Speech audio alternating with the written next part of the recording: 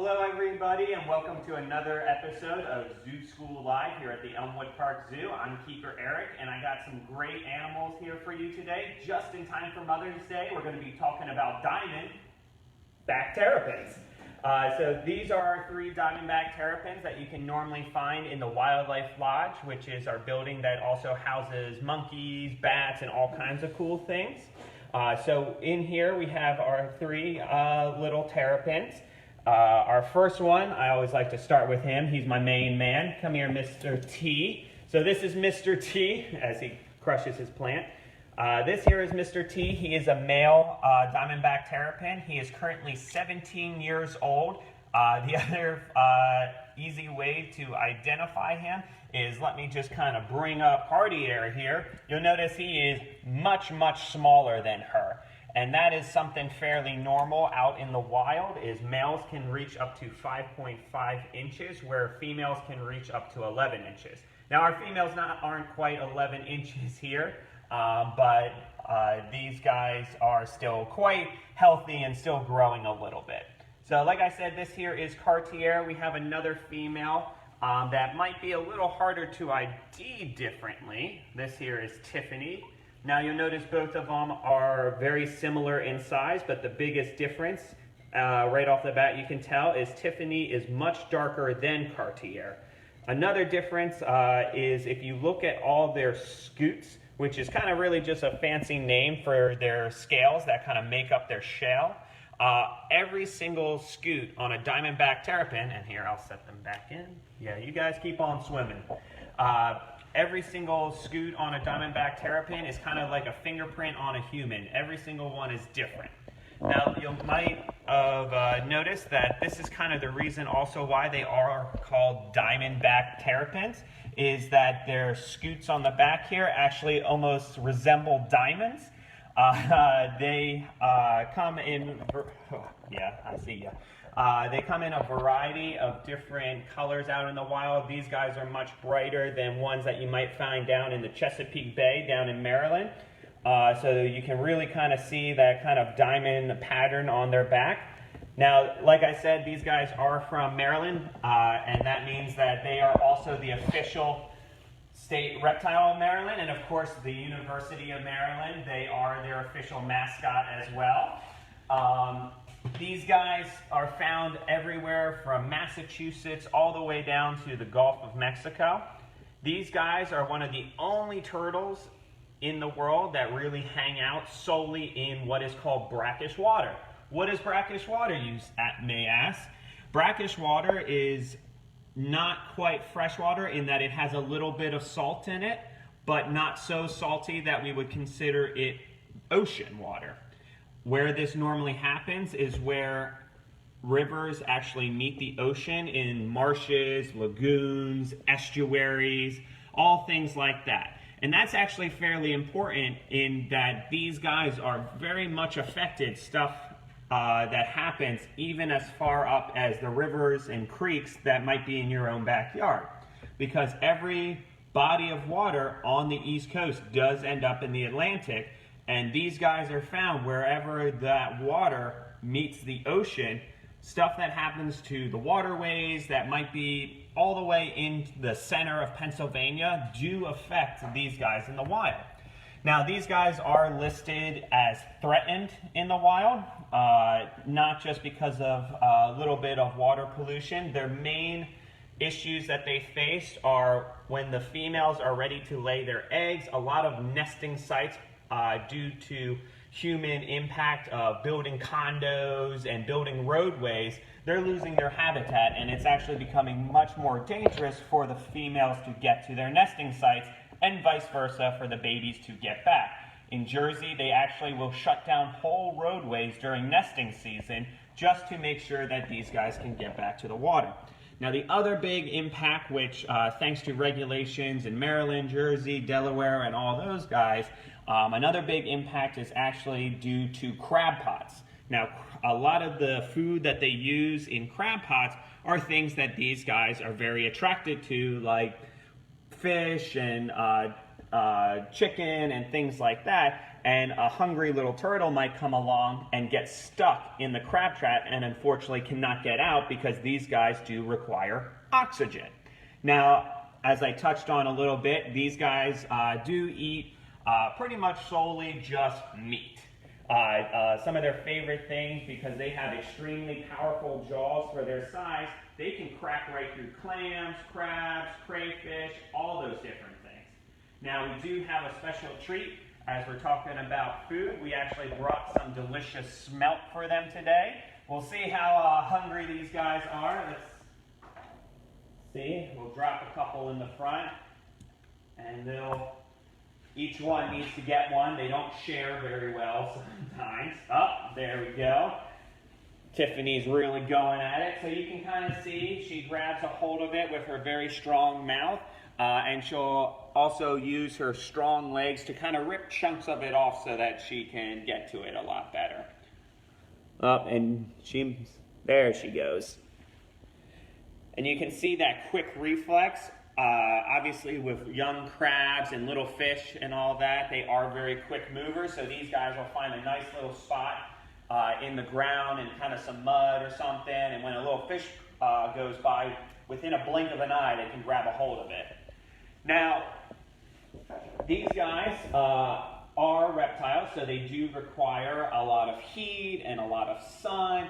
And these guys are found in very northern climates, such as Maryland, but all the way up to Massachusetts as well. And as some of you guys might have learned throughout our other Zoo School Live things, reptiles in those kind of areas need to do something that is called hibernation. Hibernation is just kind of a fancy word for taking a nap while the conditions in the environment might not be quite ideal to the animals. So these guys actually hibernate in a very strange, unique way, as do most turtles. And like I said, they don't like to share, although they do like to rip the pieces off. So it all helps out. Mr. T is small, but he is feisty. So back to hibernation. So with hibernation, these guys will find a shallow tidal creek that is still very salty, that they will actually bury themselves in the mud. So you might have just heard, well, Eric, you just told me they need oxygen. How can this animal go underwater and survive for months on end in mud? Great question. So these guys actually have the ability during hibernation to slow their heart rate and normal functions down to almost non-existent. So because of that, they do not require as much oxygen as they normally would in the summertime. Now, the cool thing about it is they do still require oxygen, but these guys have the capability that they are able to get oxygen from the water slightly like a fish with their mouth, but also very uniquely through what is called the cloaca.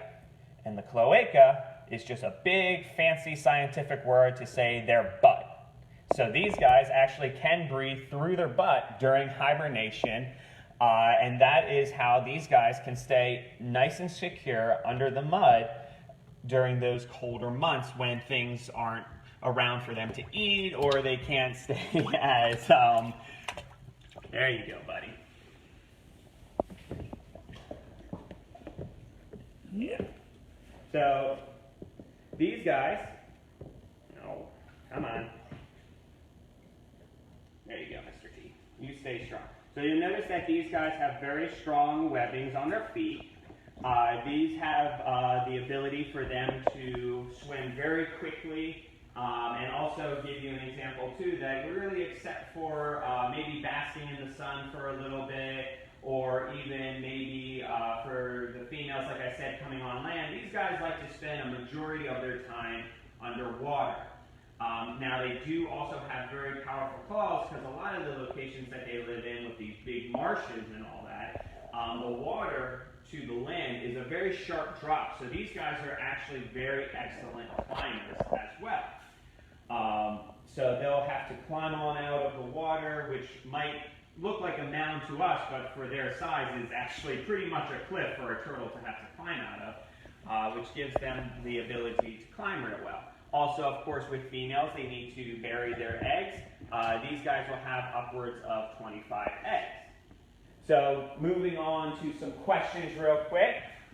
We have Amelia asked, what's the difference between turtles and terrapins?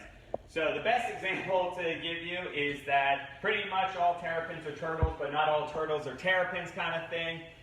Terrapins really refer to kind of these unique individuals that live solely in brackish water, where turtles are normally freshwater and saltwater. They kind of have to choose between the two. And of course, tortoises are more land. And then Joe asks, can they feel when you touch them? Great question, Joe.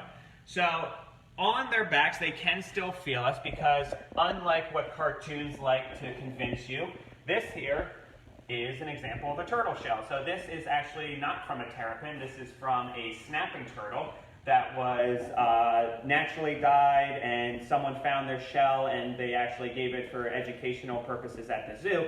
But a unique thing you can check out is that their shell actually has their spine built in. Unlike what you see with cartoons where the turtle can jump out of the shell and run away in his underwear, that actually can't happen with these guys. Their backbone is actually built in, and the shell is actually part of them. So these guys can still feel, even though the shell is nice and rock hard, but they still can feel kind of the touch on the shell, and of course, their skin is very sensitive as well. And then Isaac says, what are their ages and birthdays? So these guys have two different sets of birthdays. So Cartier and Tiffany are currently 11 years old, and Mr. T is 17. For their exact birthdays, these guys are within a couple months of each other, normally around kind of more springtime, which is when they would have naturally hatched out in the wild. So normally around kind of April, May time. Now, a unique factor is if a baby turtle does not hatch out quick enough to be able to get to the water before winter, they actually do have the ability to stay in their shells over winter time and hatch the next season.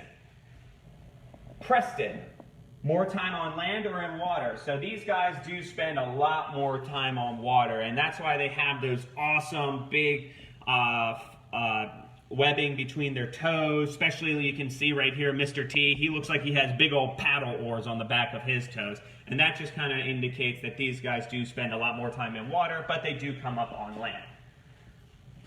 Alyssa asks, do they live in swamps? So these guys do kind of live in marshes a little more often, and mangroves, which are just kind of the salt version of swamps. Swamps are a little more what we would consider freshwater, but these guys will venture into freshwater regions still, so they can sort of be found in swamps, but normally they have to have some salt water nearby.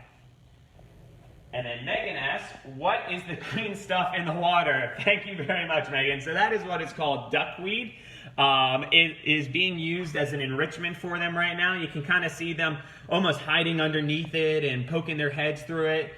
So since they came on out to kind of meet you guys, we like to keep our animals very much entertained because they hear us talk enough throughout the day, so they don't need to hear us anymore. So we like to give them all kinds of fun toys and new things for them to kind of explore around and hang out. Great question. Liz, how many eggs do they lay? So it all depends. There's actually a number of different what are called subspecies of terrapins, which is just a fancy name for different species that all are fairly close together, but not quite that different. And these guys can lay anywhere from 4 to 25 eggs. Rebecca asked, how long do they live? Out in the wild, these guys live about 25 years, but here in captivity, they can actually live up to 40 years. Great question. Mark asked, were they in the turtle race? Unfortunately, these guys were not part of the turtle race. These guys were busy swimming around. They're very quick on water, but I suspect a box turtle would easily beat them on land. Liam and Ronan asked, what is their favorite food and what are their predators? Great question. So their favorite foods are fish, krill, clams, mollusks, crabs, which of course we provide for them in plenty here. So they get a wide variety to keep them entertained and to make sure that they have a great diet. And as for predators, these guys, their main predator is raccoons when they're adults, but whenever they're babies, pretty much anything can eat them, from seagulls to other turtles and pretty much any mink or any little dog or cat that might get out. But really the biggest impact on their population right now, unfortunately, is by humans.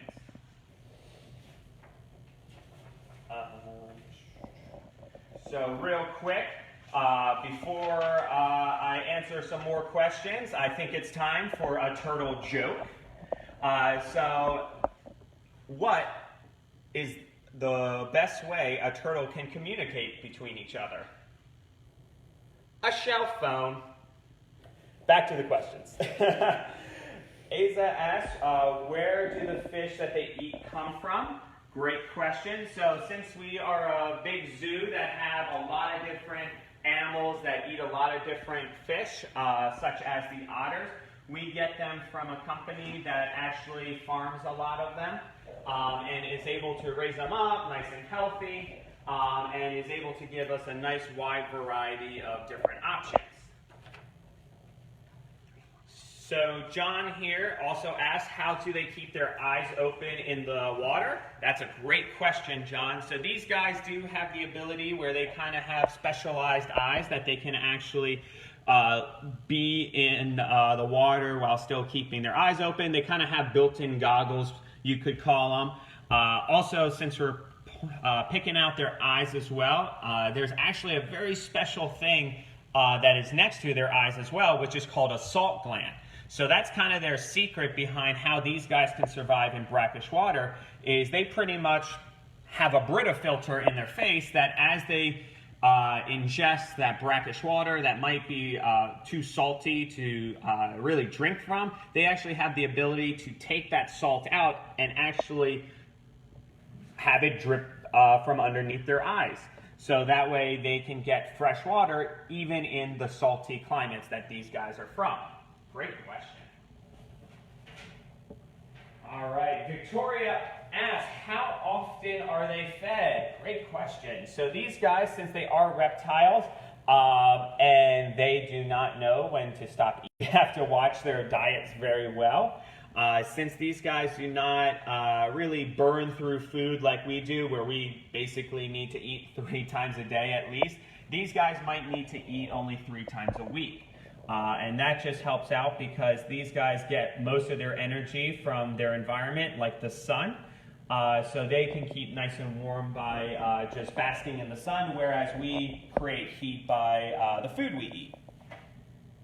Smith asks, when do they sleep? So these guys do have a normal sleep cycle as you and I, and a lot of times they do like to sleep at the bottom of creeks and lagoons and all that, and what they do is every so often they wake up, take a breath, and then they can go back down. All right, and our final question is from Faith, and how long is their tail? So their tail is not very long, not unlike a snapper's. It's only probably about 1 inch, if that, and that's just because they don't really require too long of a tail. They're not really doing too much with it, so the best thing to be with a turtle is to have a small tail so that they can kind of shove it up under their shell if a raccoon or another scary predator or something might come near them. So thank you guys so much for all your amazing questions. I hope you guys enjoyed our 3 fantastic terrapins. We would love to see any sort of drawings or pictures that you guys made of these guys, because obviously they're really cool animals and really fun to draw. Once again, we want to thank you guys for stopping in at our Zoo School Live today, and can't wait to see you the next time.